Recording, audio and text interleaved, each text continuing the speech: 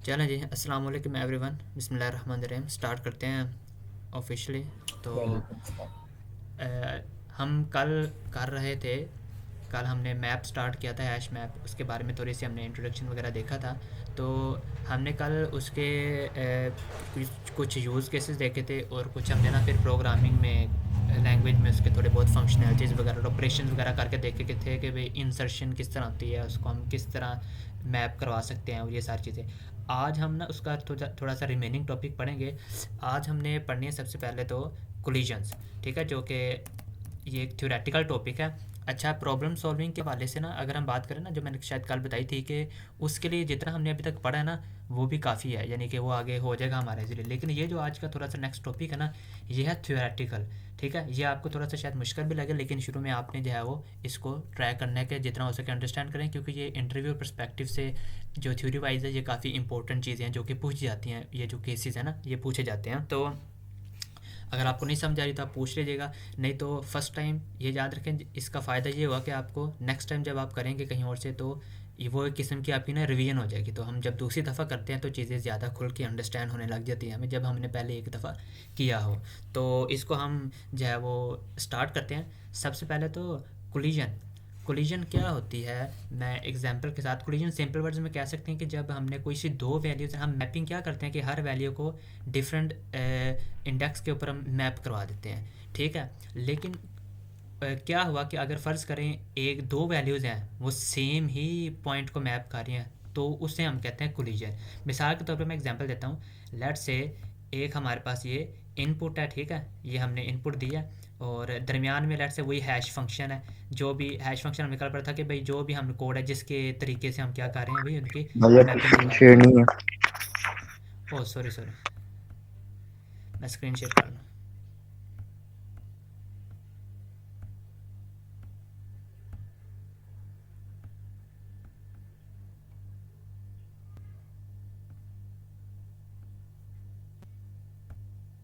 Screen share share हो रही है ना अब?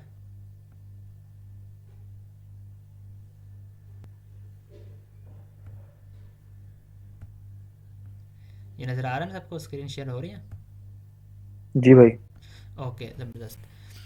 अच्छा, मैं कह रहा था कि आज हमने कोलिजन पढ़ना है, तो मैं एग्जांपल देने लगा था। लेट से हम ये एक इनपुट है, ठीक है, इसको हम प्रोसेस कर रहे हैं। ये दरमियान में हमारे पास क्या होगा, हैश फंक्शन, हैश कोड होगा। इसके यहाँ पे जो भी प्रोसेस है, इसको अभी हमने नहीं देखना। जो भी प्रोसेस है ना, तो वो क्या देगा हमें, आउटपुट में एक वैल्यू देगा, जो कि जिसके ऊपर यानी कि वो उसे एक आउटपुट देगा जो कि उसने मैप करने के लिए दे दी है। लेट से कोई भी वैल्यू है, तो ये एक जो है वो हैश कोड होगा। ठीक है, लेट से मैं यहाँ पे ना इसको मैं कह देता हूँ कि भाई ये जो हैश कोड होगा ना, इसको मैं इस तरह करूँगा कि ये क्या कर रहा है, जो भी अल्फ़ाबेट्स आ रहे हैं वो सम ऑफ आस्क की वैल्यूज़ ले रहा है उसको। ठीक है, सम ऑफ आस्क की वैल्यूज़, और उसको यानी उस वैल्यू के ऊपर पॉइंट करके दे रहा है, सिंपल।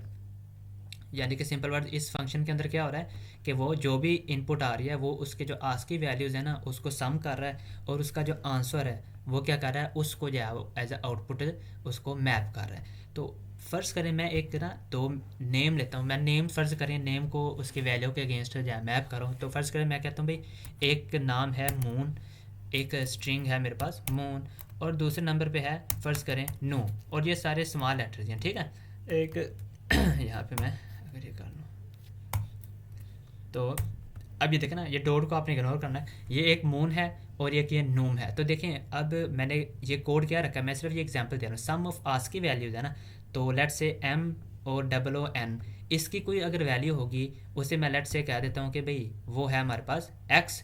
ठीक है, और देखें अगर जो नूम है, ये नाम तो डिफरेंट है ना, लेकिन देखें अल्फ़ाबेट्स तो सेम ही है ना, एक दफ़ा एन है, दो दफ़ा ओ है, और एक दफ़ा एम है, तो सेम इधर भी वही अल्फ़ाबेट्स हैं। तो ये जो हमने मैप बनाया है सम ऑफ आस्क की वैल्यूज़, तो ये तो दोनों की एक ही नहीं आएंगी, यानी कि ये हमारे पास ये दोनों जो हैं वो एक ही वैल्यू को पॉइंट आउट कर रहे होंगे, और वो हम सपोज कर लेते हैं वो वैल्यू है 9।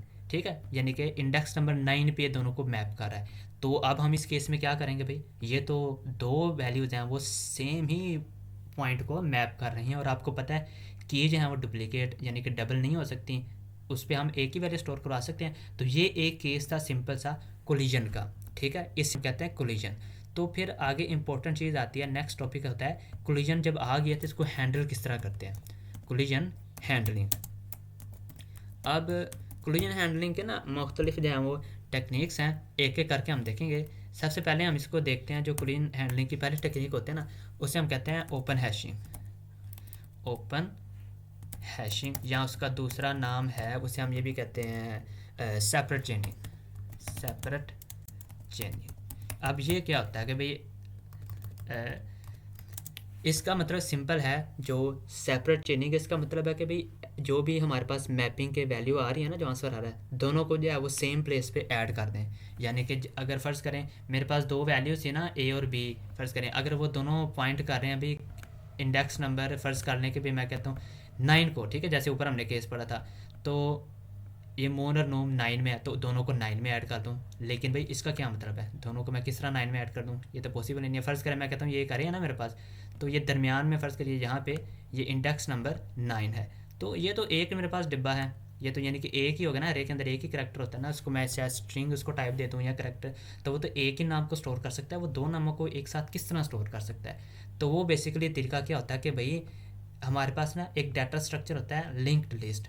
लिंक्ड लिस्ट में बेसिकली क्या होता है, वो ना एक लिस्ट की तरह बनी होती है चेन, यानी कि दो इस तरह, ये एक ये लिस्ट एक डब्बा है, ये फर्दर चेन इसके साथ नेक्स्ट के साथ ये मिला होता है, ठीक है। और ये इस तरह सारे सोन जितनी मर्जी लंबी चेन हम बना सकते हैं, ठीक है, ये यहाँ पे सोन चलती रहती है। और या इसका लिंक्ड लिस्ट का ना एक चीज़ होती है कि हेड नोड, ठीक है, एक इसका पॉइंट होता है हेड नोड।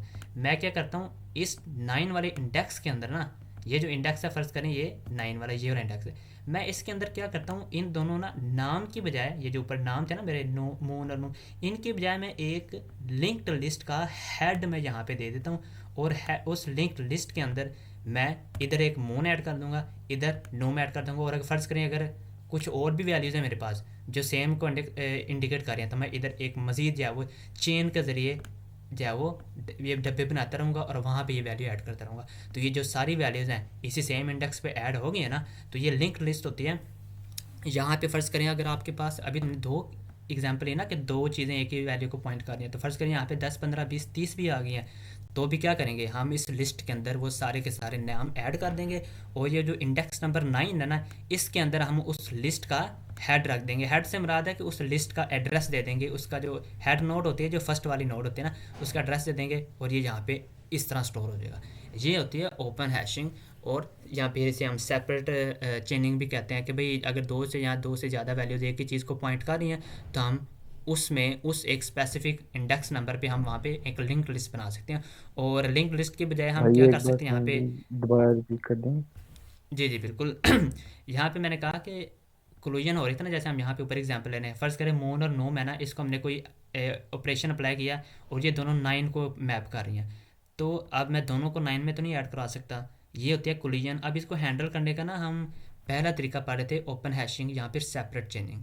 इसमें क्या होता है कि हम जो इंडेक्स आया ना जिस पे वो दोनों वैल्यू मैप कर रही हैं, हम उसी पे उन दोनों वैल्यूज़ को ऐड कर देते हैं। लेकिन दोनों वैल्यूज़ को किससे ऐड कर सकते हैं, वो डब्बा तो एक ही है, यानी कि उसमें तो एक ही, लेट से मैं स्ट्रिंग के डाटा टाइप है ना अरे का, तो वो एक ही स्ट्रिंग ऐड कर सकता है ना, दो तो नहीं कर सकता। तो मैं क्या करूँगा यहाँ पे ना इसकी एक चेन बनाऊंगा जिसे लिंक्ड लिस्ट हम कहते हैं। लिंक्ड लिस्ट में क्या होता है बेसिकली कि ये मुख्तलिफ डाटा सेट्स होते हैं, ये एक दूसरे को यानी कि लिंक लगा होता है इसके साथ, ये एक डब्बा है, ये लिंक्ड है नेक्स्ट डब्बे के साथ, ये नेक्स्ट। अब ये नेक्स्ट ऑन हम जितना मर्जी हम चाहे इसको रख सकते हैं। और ये जो इंडेक्स 9 है ना, इस पे मैं क्या कर दूंगा, इस लिंक्ड लिस्ट का एड्रेस दे दूंगा जिसे हम सिंपल हेड कहते हैं, कि यानी कि जो उसका पहला डब्बा है ना उसका एड्रेस दे दूंगा। और ये जो दो है मेरे पास ऊपर वैल्यूज है ना, मोर और नोम, ये मैं क्या कर दूंगा, एक यहाँ पे ऐड कर दूंगा मून को, और नोम को मैं यहाँ पे ऐड कर दूंगा। और इसी तरह अगर फ़र्ज़ करें कोई और मेरे पास आ रहे हैं नेम्स जो कि 9 को ही पॉइंट कर रहे हैं, तो मैं आगे मज़ीद इस लिस्ट को जितना चाहूँ लंबा कर सकता हूँ। ये लिंक्ड लिस्ट होती है डाटा स्ट्रक्चर, इसको मैं आगे बढ़ा के इसके अंदर उनको प्लेस कर दूंगा। तो ये जितने भी सारे नाम आए ऊपर वाले वो एक ही इसी एड्रेस पर है ना, लेकिन मैंने क्या किया आगे एक लिंक्ड लिस्ट बना दी और इस 9 पे इसका हेड का एड्रेस दे दिया। तो ये होती है ओपन हैशिंग या फिर सेपरेट चेनिंग, जिसके ज़रिए हम कोलिजन को हैंडल करते हैं। और ये देखें ये डाटा सेट मैंने आपको लिंक्ड लिस्ट बताया ना, लिंक्ड लिस्ट के बजाय मैं यहाँ पे फ़र्ज़ करें अरे भी तो रख सकता हूँ ना, कि इस पॉइंट पे मैं एक और नीचे अरे का एड्रेस दे दूँ और उस अरे के अंदर ये सारे के सारे वैल्यूज़ को मैं स्टोर कराता रहूँ। तो ये भी यानी कि डाटा स्ट्रक्चर हम जो भी यूज़ कर सकते हैं, तो इसका मतलब यानी कि ये थोड़ा समझ आ गया ना कि इसके अंदर हम मज़ीद नया इसके अंदर डाटा सेट शुरू कर देते हैं, जो जो सेम वैल्यूज़ की को पॉइंट कर रही होती हैं वो उसको हैंडल कर लेता है। तो ये सिंपल होता है ओपन हैशिंग, यहाँ पे सेपरेट चेनिंग चेनिंग हम इसे कहते हैं। तो जी जी, अब यहाँ इसमें कोई क्वेश्चन आया तो पूछ लो।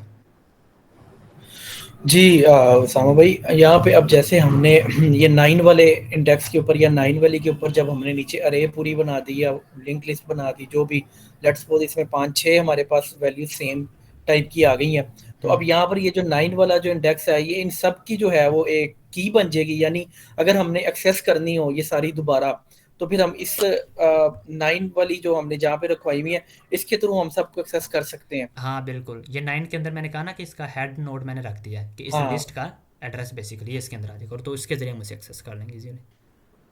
इस तरह की भी हम कोई प्रॉब्लम करेंगे लाइक कोड के थ्रू या कोई इस तरह कोड जिसमें के थ्रू मैंने कोलिजन भी कोई आ रही हो। ये ना ये शायद एडवांस प्रॉब्लम्स में शायद हो।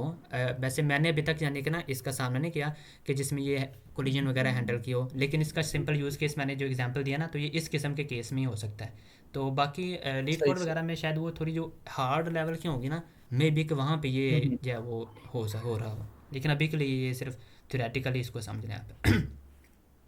ठीक ठीक। ठीक है ना। ओके। अच्छा, ये था सिम पहला एक तरीका ओपन हैशिंग या सेपरेट चेनिंग के जिसके ज़रिए हम क्या करते हैं कोलिजन को हैंडल कर लेते हैं।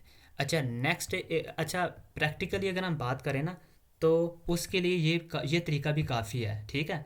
यानी कि ये जो ओपन हैशिंग या सेपरेट चेनिंग का जो तरीका ना कोलिजन को हैंडल करने का, ये इनफ है।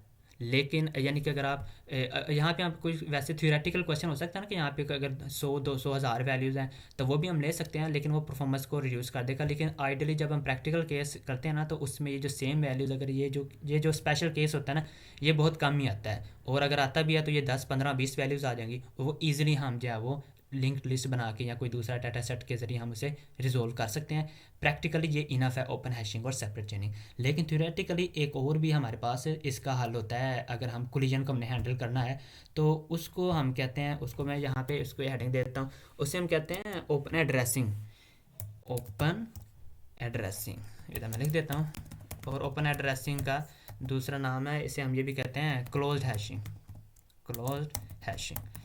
अब ये क्या होता है भाई, ये सिंपली क्या होता है कि भाई ये हमें कहता है कि अगर फ़र्ज़ करें जैसे यहाँ पे ना दो नाम थे मून और नूम, ये 9 को पॉइंट कर रहे थे, तो हम क्या करते हैं भाई जो डुप्लीकेट आ रहा है ना, पहले फ़र्ज़ करें मून था ना, उसको तो मैंने 9 में ऐड कर दिया, अब नूम आया, अब नूम भी 9 को अगर पॉइंट कर रहा है ना, तो मैं क्या करूँगा सिंपली 9 से नेक्स्ट वाली वैल्यू में से ऐड कर दूँगा। यानी कि इधर मेरे को ना add to the next space, next space.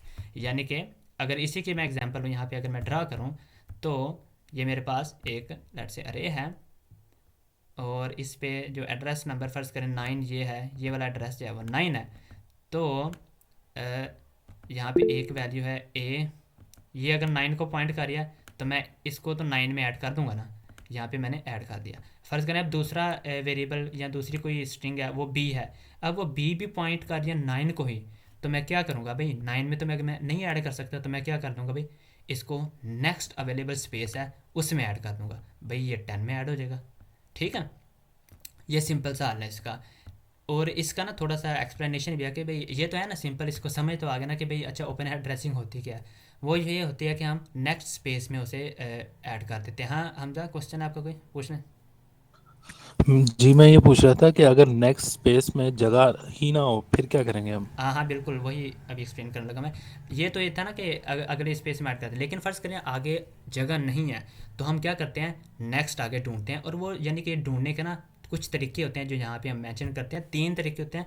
Number A होता है भाई हमारे पास लीनियर प्रोबिंग, इसको हम लीनियर प्रोबिंग, ये सिंपल ही है नाम से डन नहीं, इसको मैं एक्सप्लेन करता हूँ। नंबर 2 है क्वाड्रेटिक प्रोबिंग।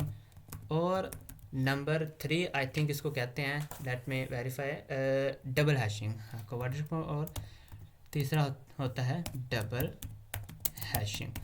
इसको मैं एक एक करके ना एक्सप्लेन करता हूँ। लीनियर प्रोबिंग में क्या होता है, लीनियर प्रोबिंग में हम यहाँ पे इसको लिखते हैं, एक इसका जो फर्स्ट का इक्वेशन है वो ये होती है कि f of i, f of i is equal to i. ठीक है, ये इक्वल का निशान है, समझ लीजिएगा, ये आई है। ठीक है, ये इक्वल है। अच्छा, ये इसका क्या मतलब है? आई से क्या मुराद है? आई से मुराद है नंबर ऑफ ट्राई। ठीक है, कितने भी नंबर पे हम ट्राई कर रहे हैं।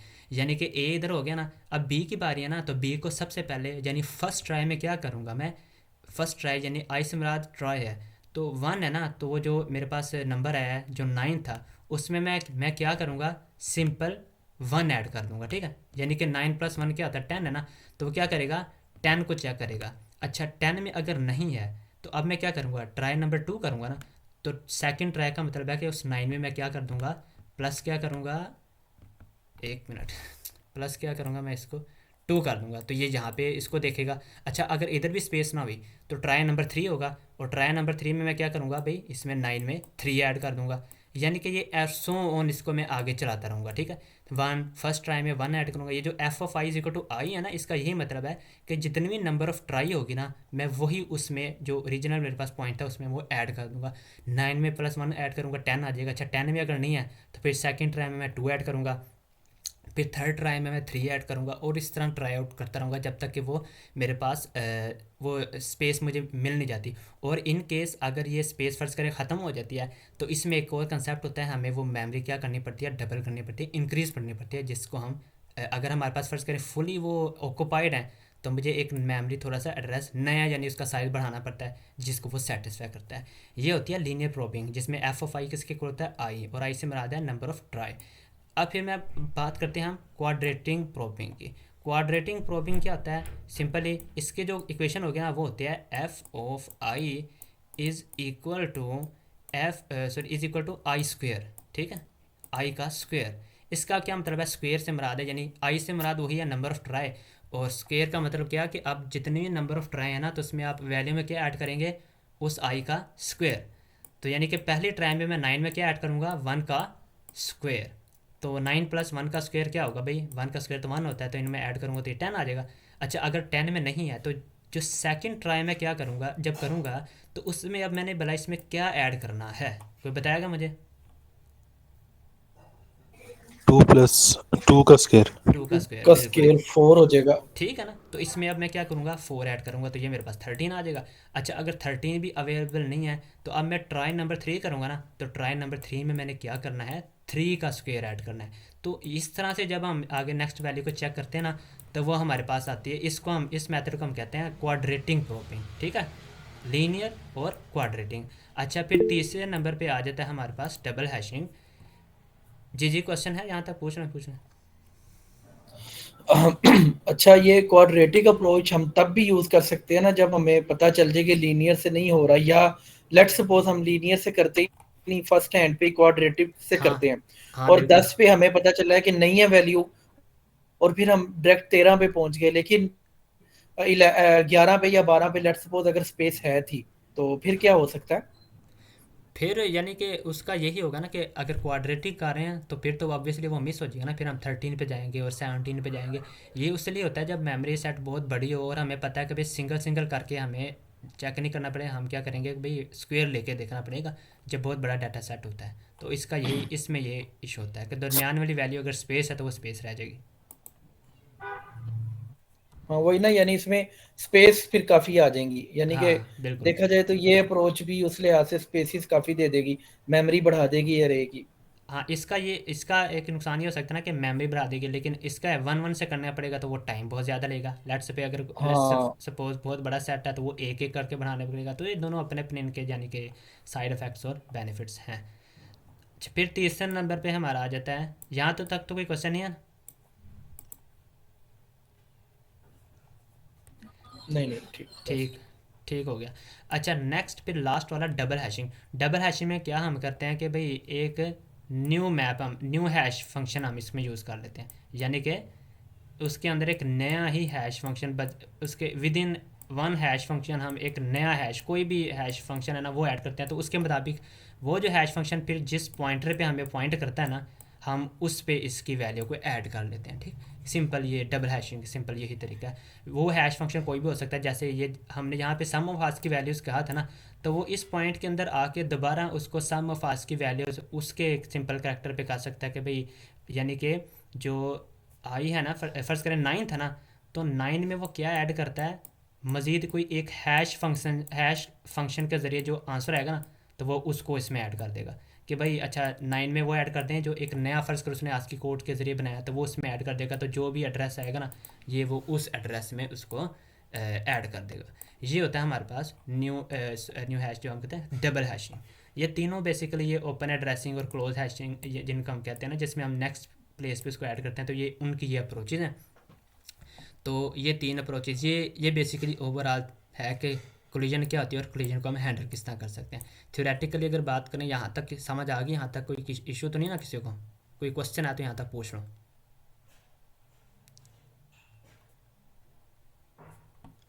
ठीक हो गया। अच्छा फिर ना नेक्स्ट जी हमारे जी पास, समझ आ गई है मतलब। जी जी बोलें। जी साहब, मैं कह रहा हूँ समझ इन चीज़ों की आ गई, लेकिन ये वाकई काफ़ी एडवांस कॉन्सेप्ट हैं, यानी कि काफ़ी घुमाने वाले हैं अगर बंदा इनको कोडिंग के थ्रू उसमें करे, अगर कोड के थ्रू ना। हाँ हाँ बिल्कुल बिल्कुल, मैं ये कहा ना कि ये थोड़ा थ्योरेटिकल कंसेप्ट है, लेकिन ये कि आप ये थोड़ा अंडरस्टैंड कर लेने में थोड़ा मुश्किल है, लेकिन इसमें कोई परेशानी नहीं। ये इंटरव्यू पर्सपेक्टिव से है। प्रॉब्लम सॉल्विंग की अगर हम बात करें तो वो वहाँ पे ये सारे इतने कॉम्प्लेक्स टॉपिक्स हैं, वो इतने अर्ली स्टेज पे, मीडियम स्टेज पे भी यूज़ नहीं होते, लेकिन अगेन इंटरव्यू पर्सपेक्टिव से, थ्योरी पर्सपेक्टिव से आपको इन चीज़ों का पता होना चाहिए। तो एक दफ़ा आपको पता चल गया ना, ये इतना ईजी है, नेक्स्ट टाइम जब आप रिवाइज़ करेंगे तो सिर्फ ये थ्योरेटिकल चीज़ें हैं जो आपने याद रखनी है, तो वो ज़्यादा कोई इशू नहीं है। तो कोलिजन का सिर्फ यहाँ तक ही था, इसके हम हैंडल करने के भी हमने केसेस पढ़ लिए। तो हैश मैप का ना जो लास्ट एक थोड़ी सी चीज़, बल्कि वो हमने कल पढ़ ली थी भाई लास्ट पे, कि भाई इसकी अब टाइम कम्प्लेक्सिटी देखें तो आपको पता है 3-4 केसेस होते हैं कि भाई हम इंसर्शन क्या करें, इंसर्शन करें तो वो क्या टाइम कम्प्लेक्सिटी लेगा, डिलीशन करें तो भाई वो क्या टाइम कम्प्लेक्सिटी लेगा, और अगर हम फ़र्ज़ करें कि सर्च वगैरह करें, ये जो 3-4 बेसिक ऑपरेशंस होते हैं, इनके लिए टाइम कम्प्लेक्सिटी क्या होती है। ये जो मैप्स होते हैं ना, इनका सबसे बड़ा फ़ायदा यही होता है कि इनका जो टाइम होता है, टाइम कम्प्लेक्सिटी, वो कहता है बिग ऑफ एन, यानी कि ये कॉन्स्टेंट टाइम लेते हैं ये मुख्तलिफ सारे ऑपरेशंस को परफॉर्म करने के लिए। तो ये इनकी बेसिक टाइम कम्प्लेक्सिटी है इस स्पेशल डाटा स्ट्रक्चर के लिए।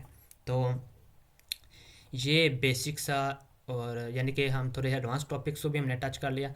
तो ये है होता है हमारा मैपिंग या हैश मैप जिसे हम कहते हैं ना। तो इसको, ये इसके सारे टॉपिक्स हैं। शुरू में हमने कोडिंग वगैरह भी थोड़ी देख ली, और फिर ये कोलिजन और इसको हैंडल किस तरह किए जाते हैं, ये बेसिक्स इसके थ्योरेटिकली ये तकरीबन इतना ही काफ़ी है। बाकी डिटेल वगैरह भी आप चाहें वो कोई आर्टिकल्स वगैरह हो ना, तो उसमें पढ़ लीजिएगा ताकि आपकी मज़ीद क्लियरेंस हो जाए और थोड़ा बहुत पढ़ने की। और यहाँ तक आई होप कि क्लियर हो गया है। हम ना एक प्रॉब्लम, अब टाइम है एक प्रॉब्लम सोल्व करके ना इसको फिर करते हैं मज़ीद हैश मैप को। यहाँ तक आई होप ये टॉपिक जो है ना हमारा थ्योरी वाइज तकरीबन कवर हो गया। यहाँ तक तो कोई इशू नहीं ना, क्लियर हो गया सबको। ठीक है। ओके अच्छा, आज ना हम फिर एक प्रॉब्लम करते हैं। मैंने कल भी आपको एक एल्गोरिथम बना के दिया था ज्यूल्स और स्टोन्स का, वो भी आप ना प्रॉब्लम अपने सॉल्व करनी होती है, वो मुझे बताना अगर उसमें कोई इशू हुआ। आज हम एक प्रॉब्लम सॉल्व करते हैं, टू सम प्रॉब्लम है, प्रॉब्लम नंबर 1 है। इसमें सबसे पहले हम देखते हैं इसकी स्टेटमेंट कि भी देखें, आपको पता है अप्रोच प्रॉब्लम सॉल्व करने की क्या होती है, 3 होती है, 3 स्टेप्स होते हैं। इसको हम देखते हैं। नंबर 1 स्टेप हमारा क्या था कि प्रॉब्लम को हमने क्या करना है, अंडरस्टैंड करना है, प्रॉब्लम अंडरस्टैंडिंग। सेकंड स्टेप था हमारा, हमने लॉजिक बनानी है उसकी, या एल्गोरिथम वगैरह लिखना है स्टेप्स रिटन फॉर्म में। तो और फिर तीसरे नंबर पे हमने कोडिंग करनी है उसकी, और फिर इसको देखना इसमें अगर कोई इश्यू वगैरह आ रहा है। तो नंबर 1 स्टेप हम करते हैं भाई, इसकी अंडरस्टैंडिंग करते हैं, इस प्रॉब्लम अंडरस्टैंड कर लेते हैं इस प्रॉब्लम को। तो क्या क्या आ रहा है, इसकी स्टेटमेंट पढ़ लेते हैं गौर से। Given an array of integers nums and an integer target, return indices of two numbers such that they add up to target. अच्छा, एक नम्स नाम की मेरे पास इंटीजर की अरे गिवन है जिसके अंदर मल्टीपल इंटीजर्स होंगे, और मुझे कह रहा है एक खाली इंटीजर गिवन है जिसका नाम है टारगेट, उसके अंदर कोई वैल्यू स्टोर है। रिटर्न मैंने क्या करना है, इंडिसेस यानी 2 इंडेक्स मैंने ऐड करने, इंडेक्स नंबर्स मैंने रिटर्न करने हैं, उन 2 नंबर्स के जो कि क्या हो, ऐड अप टू टारगेट, यानी जिन 2 को मैं जमा करूँ तो उसका वो किसके इक्वल है, टारगेट के। और ये एक चीज़ याद रखें, मैंने रिटर्न इंडिसेस ऐड रिटर्न करने हैं, वो नंबर्स नहीं।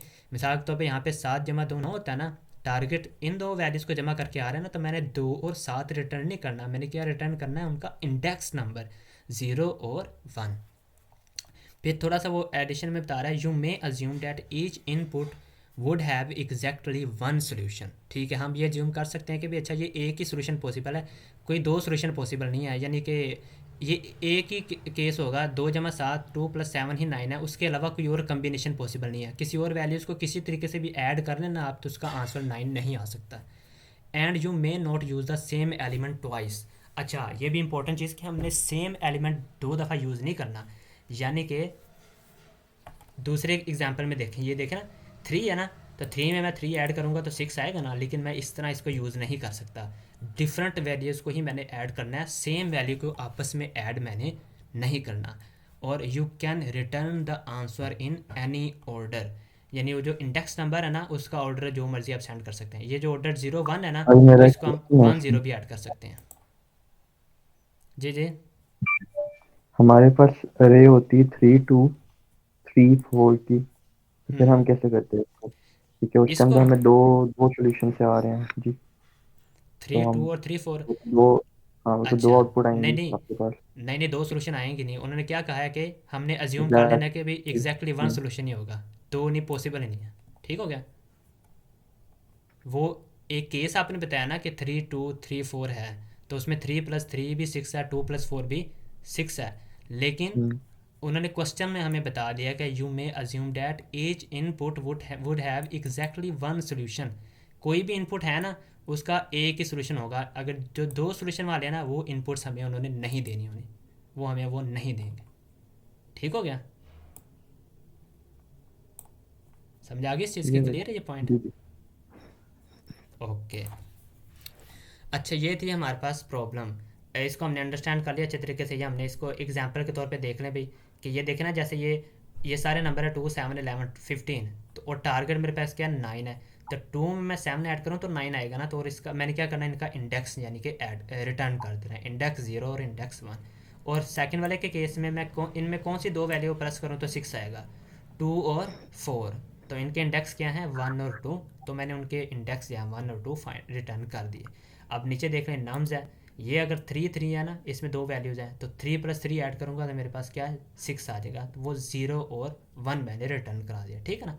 तो ये देखें, ये जो 2 3 ना, ये सेपरेट सेपरेट वैल्यू हैं, तो ये सेम वैल्यू नहीं, ये है सेपरेट ही है, तो उन्हें हम जमा किया तो वो 6 आ गया, तो वो 0 और 1 हमने रिटर्न कर दिया।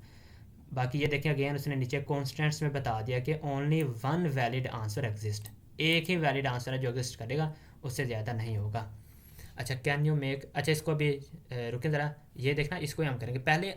हम देखते हैं भाई। अच्छा, प्रॉब्लम तो हमारी अंडरस्टैंड आ गई, लॉजिक हम क्या बनाएं।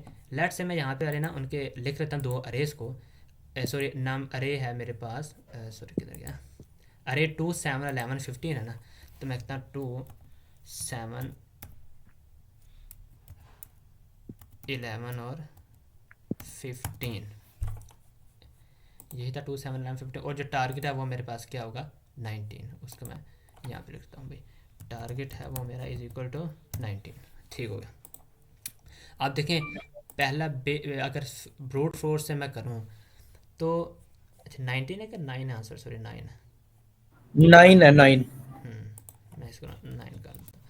अच्छा, अगर मैं सिंपल पहले एक तरीका देखूं, एक तो तरीका ये ना डायरेक्ट, कि मैं एक एलिमेंट को यानी नेस्टेड लूप यूज़ करूं, पहले आई को यहाँ से मैं देखा, और इसमें मैं हर पॉसिबल वैल्यू ऐड करके देखता जाऊं, और जो वैल्यू जिनका सम मेरे पास आंसर के बराबर आ गया, टारगेट के बराबर आ गया, तो उन दो वैल्यूज़ का मैं रिटर्न कर दूंगा, इंडेक्स रिटर्न कर दूंगा।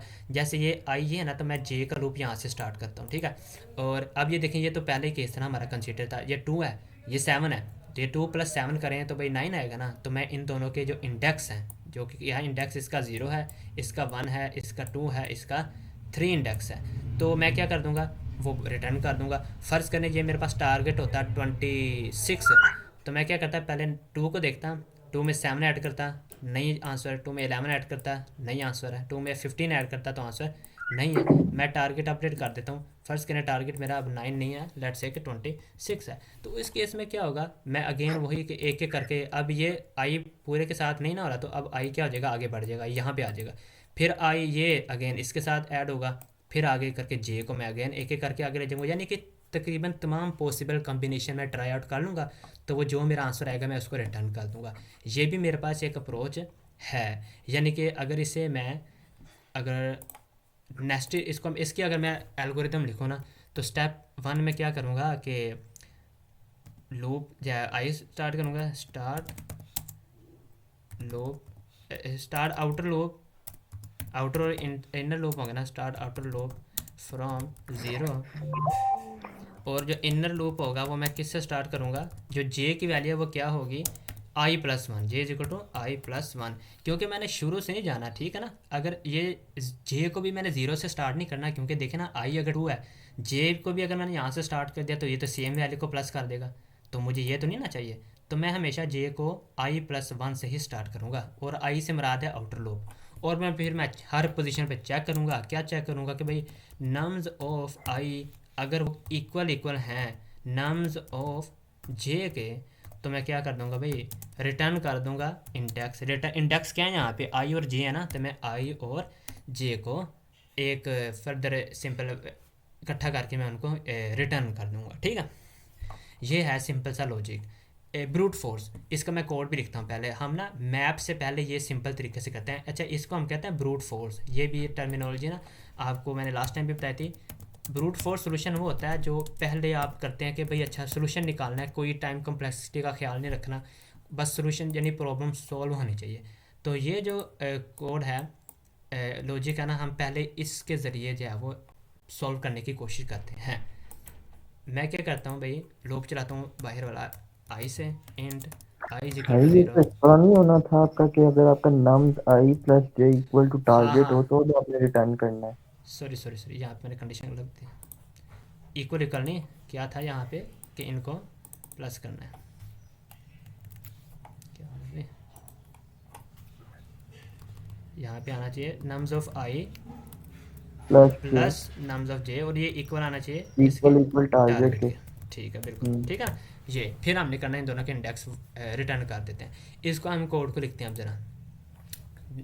आई को मैंने स्टार्ट कराना है और कहाँ तक ख़त्म करना है भाई, नम्स डॉट उसका जो साइज़ होगा वहाँ तक। अच्छा, ये देखें यहाँ पे एक और चीज़, जो आई है ना हमारे पास, किधर गया ये जो आई है, ये हम कहाँ तक इसको लेके चलते हैं, इसको हम सिर्फ सेकंड लास्ट वैल्यू तक लेके चलते हैं, क्योंकि जो जे है ये हमारे पास i+1 है ना, तो लास्ट 2 के केसेस को तो वो जब आई यहाँ पे होगा तो जे ने तो ऑटोमेटिकली यहाँ पे आ जाना है, तो इसको तो वो हैंडल कर लेगा। लेकिन अगर मैं आई को फर्ज करें लास्ट तक भी ले गया, तो जे किसको पॉइंट कर रहा होगा, ये बाहर वाली वैल्यू को, तो वो तो काम ख़राब हो जाएगा। यानी बाहर तो वो कि इसको मानते नहीं है, कुछ है नहीं बाहर।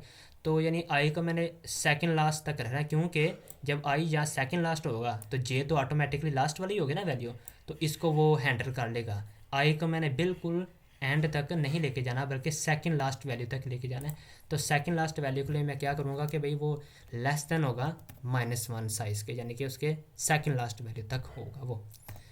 फिर मैं क्या कर देता हूँ, आई प्लस प्लस कर देता हूँ, और मैं अंदर एक लूप चलाता हूँ फॉर इंट जे, और इसको मैं स्टार्ट करता हूँ i+1 से, और जे होगा लेस देन, जे को मैं लास्ट तक ही लेके जाऊँगा, नम्स डॉट साइज, और जे की वैल्यू क्या होगी प्लस प्लस। अच्छा, अब मैंने क्या चेक करना है, मैं कहता हूँ नम्स ऑफ आई, और इसको अगर हम प्लस करें नम्स ऑफ जे के, तो इसको इफ़ में लगाना पड़ेगा।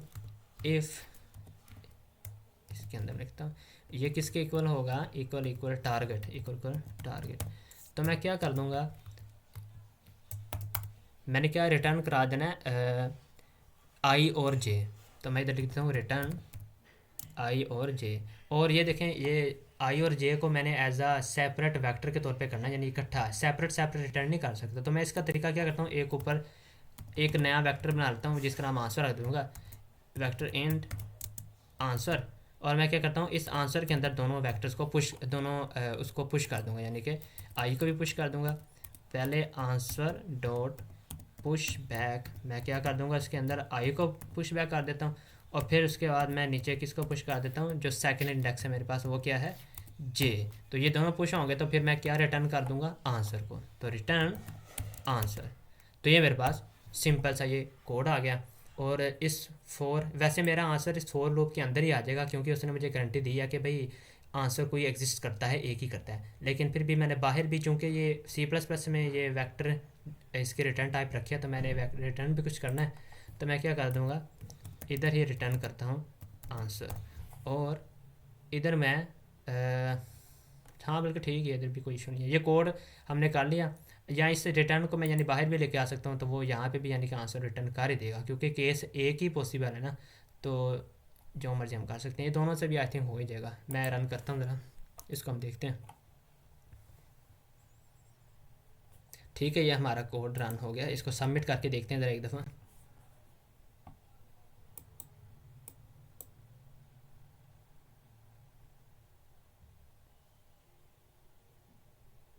ठीक है, हमारा कोड सबमिट भी हो गया।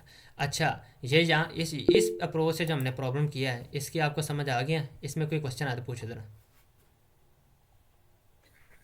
जी सामा भाई, ये नम्स डॉट लेंथ -1 अगर हम नहीं भी लगाते हैं ना ऊपर वाले लूप पे, हम्म। आई थिंक उससे भी हो जाता है। अगर हम माइनस ना लगाएं तो हाँ। वो फिर अगर मैं यहाँ पे रिटर्न करूँगा ना अगर, तो फिर आइने हो जाएगा, क्योंकि वो लास्ट वाली वैल्यू के बगैर पहले ही जो पॉसिबिलिटी है वो मैं कर दूँगा। अगर हम माइनस ना करें बिल्कुल, तो वो पहले ही केस ट्रू हो जाएगा और यहाँ पे वो डायरेक्ट रिटर्न ले जाएगा। ठीक है, आई थिंक इस तरह भी हम कर सकते हैं। लेकिन अगर फ़र्ज़ करें मैं यहाँ पे रिटर्न ना करवाता, मैंने बाहर रिटर्न कराना था, तो फिर मुझे यहाँ पे वो -1 तक लेके जाना था। तो ये भी अच्छी चीज़ आपने पॉइंट आउट कर दी है। ठीक है, अच्छा ये समझ आ गई ना आपको प्रॉब्लम? ये जो हमने किया कोड, ये अभी ब्रूट फोर्स किया है। इसकी देखें जो टाइम कम्प्लेक्सिटी है ना, वो क्या होगी हमारे पास, big O of n square, big O of n square. अब देखें, क्योंकि एक तो हमारा टॉपिक भी है मैप का, हमने एन हमने मैप के ज़रिए क्वेश्चन को सॉल्व करना है। लेकिन अगर हम क्वेश्चन में देखें ना, क्वेश्चन के एंड पे भी उसने एक चीज़ बताई है, फॉलो अप, कि can you come up with an algorithm that is less than big of n square time complexity. क्या आप कुछ ऐसा, यानी कि उसने एडिशनल क्वेश्चन दिया, हम करना चाहें तो कर सकते हैं, नहीं तो कोई मसला नहीं, कि जिसकी कॉम्प्लेक्सिटी क्या हो, बिग ऑफ एन स्क्वेयर से कम हो। तो उन्होंने भी एक क्वेश्चन ऐड किया हुआ है। तो हम अब दूसरी अप्रोच देखते हैं भाई, कि हम मैप के ज़रिए ये वैल्यू हम किस तरह कर सकते हैं। तो मैं इसको कॉपी करता हूँ, लेट से कॉपी हो जाएगा, कॉपी यहाँ पे हम पेस्ट करते हैं, हो जाएगा।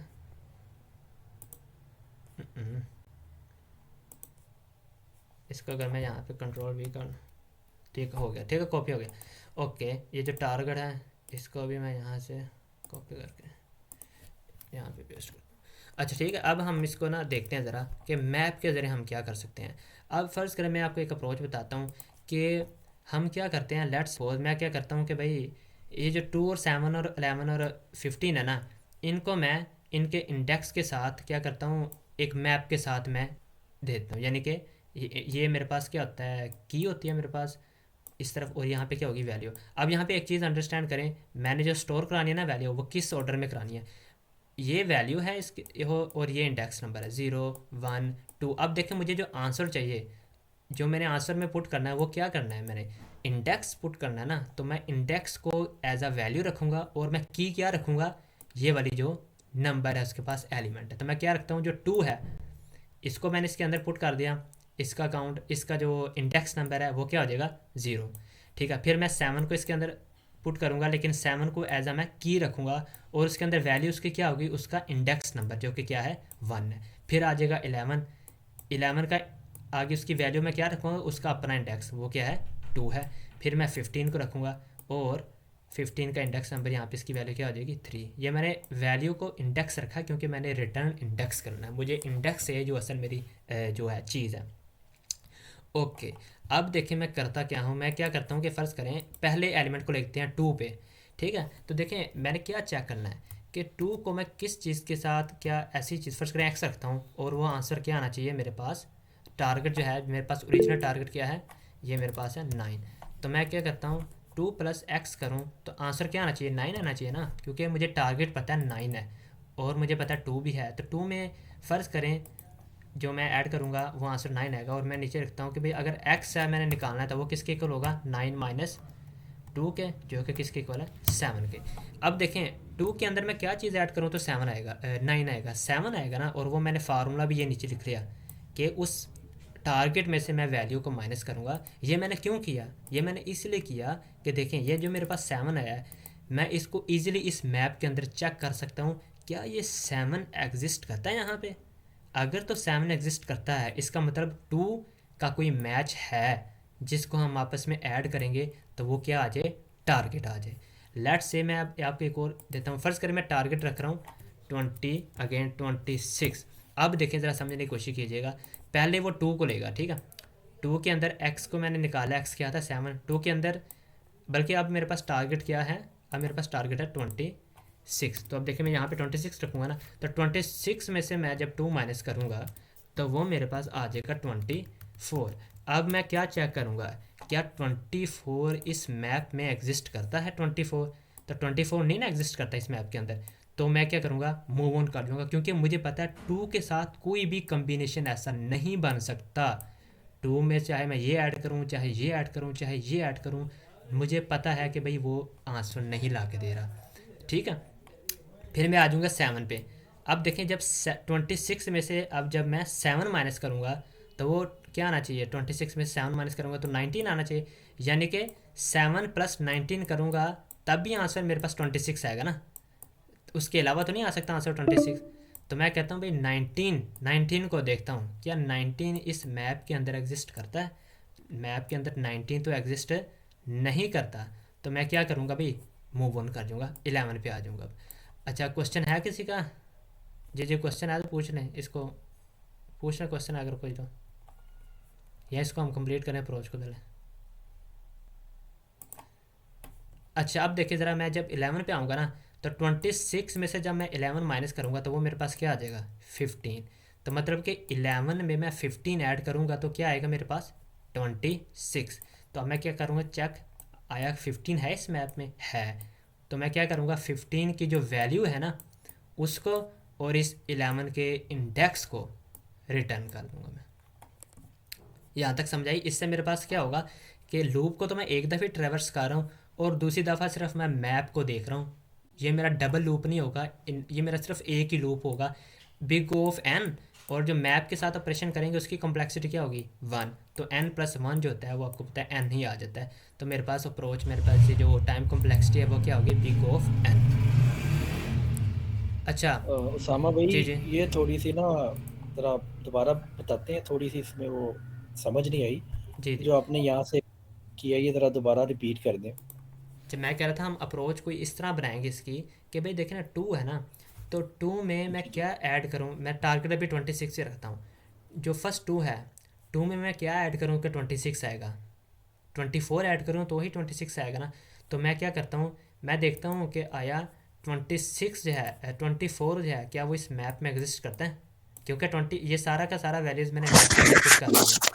अगर तो वो 24 सामा भाई एग्जिस्ट कर वो रहा, दूसरी वाली एग्जांपल पकड़ लें, वो ज़्यादा इजी रहेगा। वो जो इसी क्वेश्चन में कोड के उसमें जो एग्जांपल 2 नहीं दी हुई, वो वाली अगर हम इम्प्लीमेंट करें तो वो सबको समझने में आसानी होगी। ठीक है वो कर लेते हैं। अच्छा फ़र्ज़ कर मैं एग्जांपल लेता हूँ, मेरे पास वैल्यूज़ हैं 3 2 4, 3 2 और 4, ठीक है। अब मेरे पास जो आंसर है वो उन्होंने मुझे दिया है अभी 6 है, आई थिंक, हाँ 6 है। अब यहाँ पे मैंने कहता भाई ये मेरे पास टारगेट 6 है, ठीक है। मैंने क्या कहा कि भाई इन तीनों का ना फ़र्ज़ करें अगर मैं लूप मैप के अंदर मैं अगर ऐड कर दूँ, फ़र्ज़ करें पहले 3 है ना, तो 3 के अंदर मैं क्या वैल्यू ऐड करूँ कि आंसर 6 है। 3 के अंदर 3 ऐड करना पड़ेगा ना मुझे। तो मैं चेक करूँगा कि आया ये जो 3 है ये इस मैप के अंदर है कि या फिर नहीं। लेकिन यहाँ पे एक और मसला आएगा कि भाई 3 तो मैं एक दफ़ा इसमें ऐड कर चुका हूँ, तो वो सेम वैल्यू के साथ तो नहीं ना मैंने ऐड करना। तो मैं मैप को कुछ इस तरह से यूज़ करूँगा कि पहले मैं चेक कर लूँगा इस मैप के अंदर वो वैल्यू एग्जिस्ट करती है। अब ये हम खाली अपने मैप है। टारगेट में से इंडेक्स माइनस करते जाएंगे ना, तो हमारे पास वो हाँ आ जाएगा वैल्यू। हाँ हाँ बिल्कुल ना, वो तो हमने टारगेट में से हम्म। वो जो माइनस किया 3, वो तो मेरे पास आंसर है ना कि 3 है। तो वो 3 क्या यहाँ पे एग्जिस्ट, अगर मैं डायरेक्ट वैल्यू सारी मैप के अंदर ऐड कर दूंगा ना कि 3 इधर होता, 2 इधर होता, 4 इधर आ, तो ये 3 में 3 ऐड करके इसने मुझे बता देना था 6 है। लेकिन मुझे वो नहीं चाहिए। मैं ये करता हूँ पहले मैं 3 को लेके आया ना, 3 के अंदर मैंने क्या ऐड करना है 3। तो क्या 3 एग्जिस्ट करता है यहाँ पे, नहीं ना करता।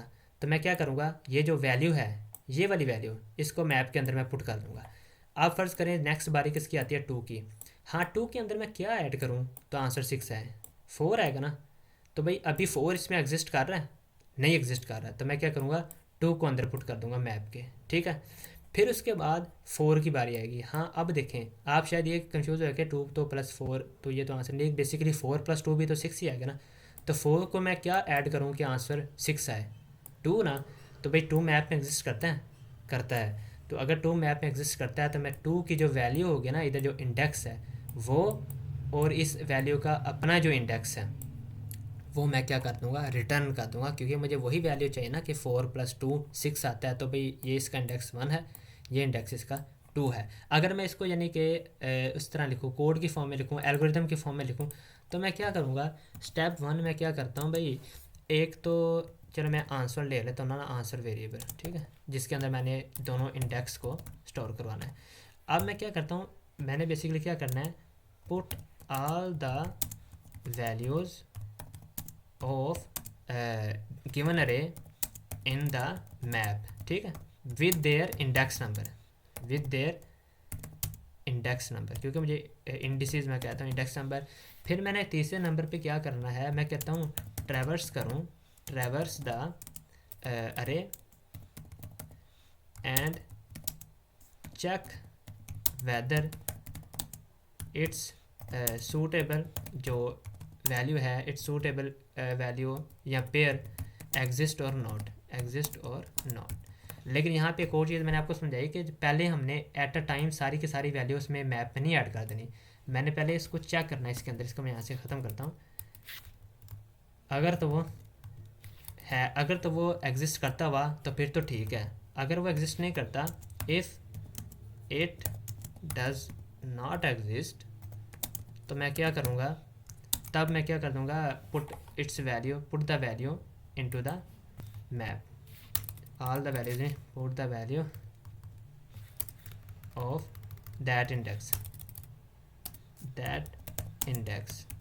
in the map with their index number। और फिर लास्ट पे मैं क्या करूँगा, अगर यहाँ से स्टार्ट करता हूँ, अगर तो वो एग्जिस्ट करता हुआ तो मैं क्या करता हूँ, उन दोनों के इंडेक्स नंबर को मैं क्या कर दूँगा, रिटर्न कर दूँगा। इफ़ इट एग्जिस्ट तो मैं क्या करूँगा, रिटर्न देयर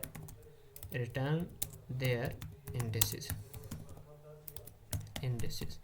तो अब इसको ये यहाँ तक थोड़ी बहुत समझ आई इसकी, ये जो मैंने कोडिंग किया कि भाई इसको हम इकट्ठे मैप में नहीं स्टोर करेंगे, इसको हम एक एक करके मैप में स्टोर करेंगे। क्योंकि देखें यहाँ पे मैंने आपको चीज़ बताई थी, अगर मैं इस तीनों वैल्यू को मैप में पहले रख दूँ यानी बगैर चेक किए, तो वो ये रखेगा मैप में, ये हो जाएगा ना 3 हो गया, 2 हो गया और 4 हो गया। अब जब मैं दोबारा ट्रेवर्स करूँगा रे को, तो ये जो 3 है, ये तो 3 को 3 में ही ऐड करके मुझे 6 दे देगा कि भाई ये तो एग्जिस्ट करता है पेयर। तो ये इसको आपस में तो नहीं ना मैं चेक कर सकता, तो इसलिए मैं क्या करूँगा, एक एक करके साथ में चेकिंग भी करता जाऊँगा, और चेक करने के बाद मैं क्या करूँगा, उसको मैप के अंदर पुट करूँगा। तो यानी कि हमने यहाँ पे की का चेक लगाना है कि अगर तो वो अरे के अंदर ऑलरेडी की एग्जिस्ट कर रही है मैप के एडिंग अंदर, हाँ करवाते हुए मैप के अंदर, हाँ तो हाँ हमने दोबारा वो की ऐड नहीं करवानी। हाँ एग्जैक्टली, यही चेक हम लगाएंगे ना। बिल्कुल एग्जैक्टली। तो और फिर साथ ही हम ये भी चेक कर लेंगे, अगर तो वो एग्जिस्ट करता है तो उसके इंडेक्स मुझे माइनस कर दें, उसके इंडेक्स सॉरी मैं रिटर्न कर दूंगा। तो देखें अगर इसको मैं कोड में कन्वर्ट करूं, तो लेट से इसको मैं कमेंटेड कर देता हूं यहाँ तक। तो मैं क्या करता हूँ, पहले तो वही आंसर मैं वेक्टर रख लेता हूँ, ऊपर भी था वेक्टर इंट है आंसर। अब मैं क्या करता हूँ, पहले लूप चलाता हूँ उसी के अंदर ही, जो मेरे पास अरे है, int i is equal to 0, i is less than nums dot size और आई प्लस प्लस।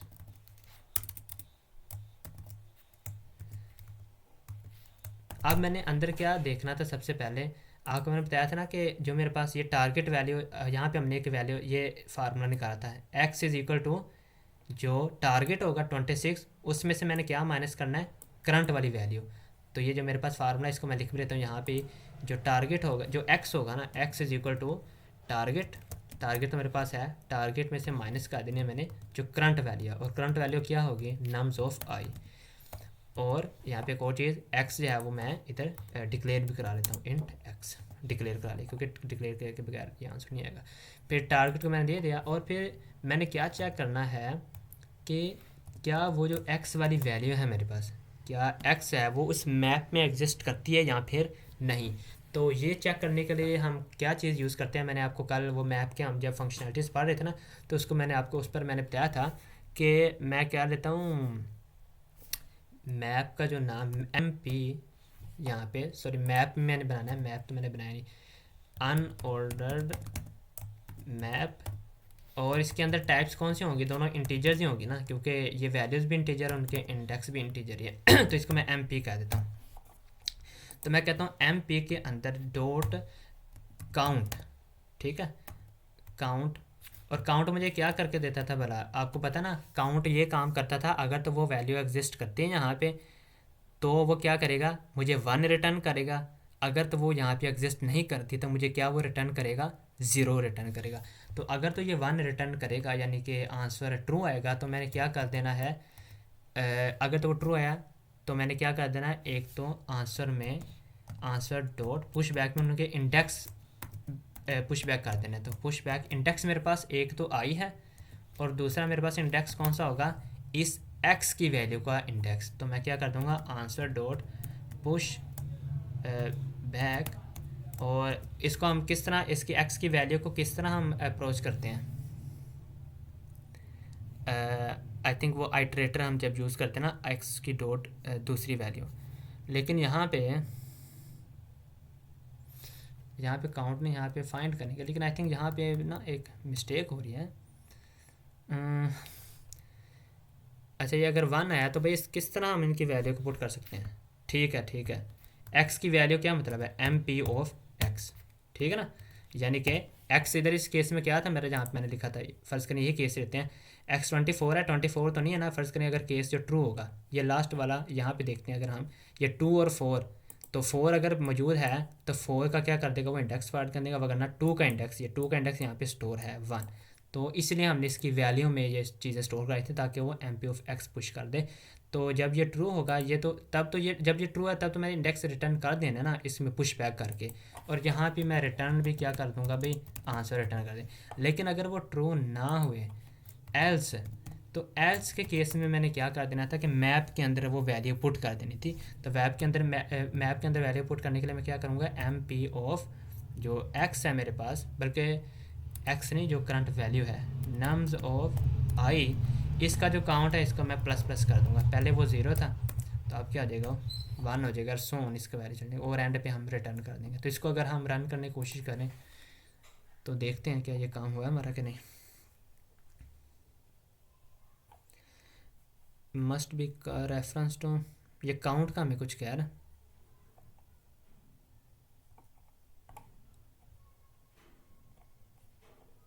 अच्छा काउंट ऑफ एक्स,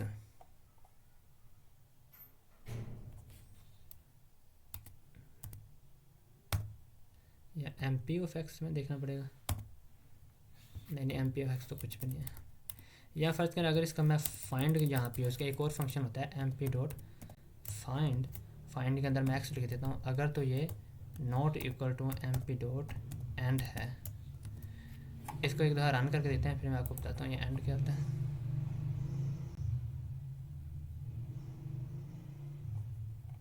अच्छा, ये चल तो गया लेकिन हमारे पास आंसर रॉन्ग आ रहा, आंसर को देखते हैं ज़रा।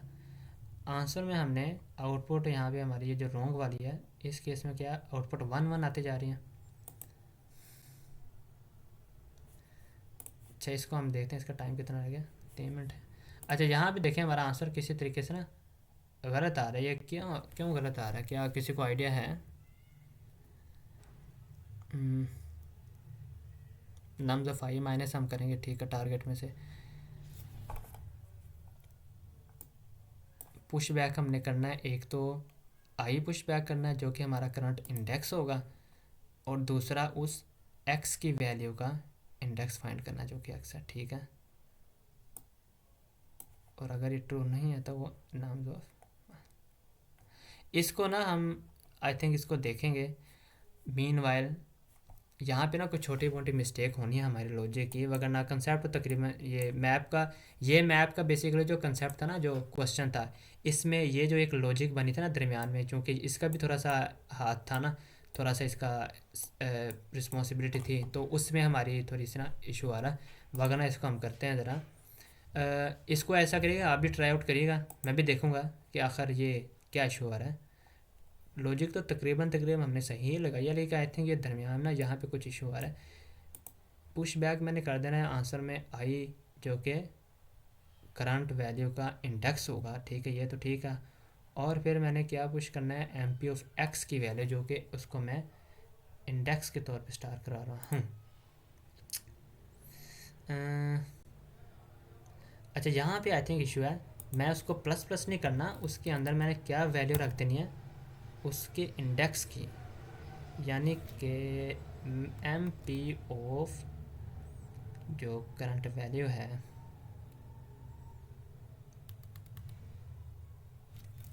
आई थिंक कर दूँगा मैं। अभी रन करके देखते हैं ज़रा। नहीं, अभी आंसर नहीं आया। एक्सपेक्टेड क्या 2-0 और अब 2-0 आ रहा है यहाँ पे। आई थिंक यहाँ पे थोड़ा सा इशू है, इसको हम ना कल करेंगे।